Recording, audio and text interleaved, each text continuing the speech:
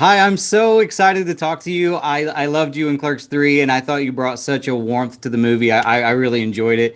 Um, I got to be vague with this first question because spoilers, but I think you'll understand the reference. Which dead celebrity in heaven would you put the Mac on first? um, I really I don't know, man. I'd be really curious to see if anyone hit on me. I mean, what Yeah, is it like to get hit on in heaven? I don't yeah, I know. don't know. And I'd be curious to see like some of like the people that you've only seen paintings of, if they're like more beautiful or less beautiful. Like I'd want to go see like what Oh, Anne Boleyn looks like, or Michelangelo's David. yeah, people like that. Nice. That's good. So on the topic of avoiding spoilers, but were you surprised to see where Becky ends up in Clerks 3? Yeah, I cried. I cried. I was, I mean, it's to be expected. It's not like Kevin ever shies away from controversy, but I was really shocked, and I was actually really surprised too because it's really it's not even alluded to. It's directly sort of expressed right at the very beginning of the film, which I noticed when I was there at the premiere. So it's a major story point, and I think it has a gravitas to it. If you've watched the second film, if you're coming into this having gone on this journey with these characters and this filmmaker all these years, it immediately has a weight to it. For sure. And so I get it. I get it as a filmmaker, but it was still shocking and upsetting. Yeah, it blew me away. Like right, I was like, "What?" What? I Yeah, know. But it's still, I got to do, I didn't have to do a lot of the emotional heavy lifting. I keep saying Brian had to shoulder all of that weight. I got to kind of bring back, Becky's just charm and her positivity and her good energy and her humor and, yeah.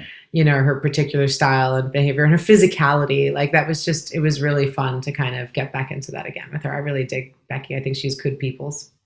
Yeah, one thing I loved about the movie was there's so many Star Wars references in it. And I know you can't talk a lot about the Ahsoka series. So I just want to Mhm. ask you something that I've personally been curious about. What's more uncomfortable to wear? Is it Ahsoka's makeup or the leather outfits from Sin City? Oh, I would definitely say the leather outfits from Sin City, up until the last final week, because it wasn't until the last week that we didn't use a leather strap in the front. We used an elastic, and Oh, so I could that's actually bend better. my legs, Oh, so I could good. sit, because otherwise I couldn't sit in that outfit. It was crazy. I bet. Well, I'm with Comicbook.com, so you got to forgive me for getting a little nerdy with you. I know you co-created the OCT like way back when, and you're starring in a graphic novel now. So I'm assuming that you own some comic books. And if so, Yeah. what's your most prized comic book? Ooh. Um.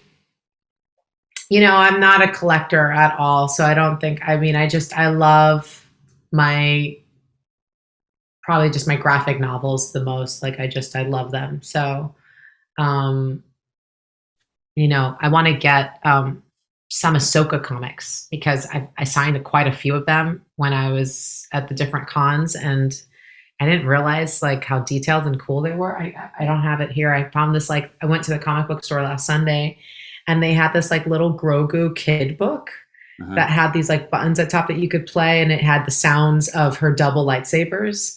And I was like, and they had a picture drawn in me. I was like, they don't tell me any of this stuff. Like it's crazy to me to think this little Grogu is going to be drawing people in, but there's like a picture of me as Ahsoka in there, and these kids are going to have a children's book with this character. It was just like mind blowing. So That's so yeah, cool. Awesome. Well, I'm out of time, but this was such a pleasure for me. Thank you so much for taking the time to talk with me.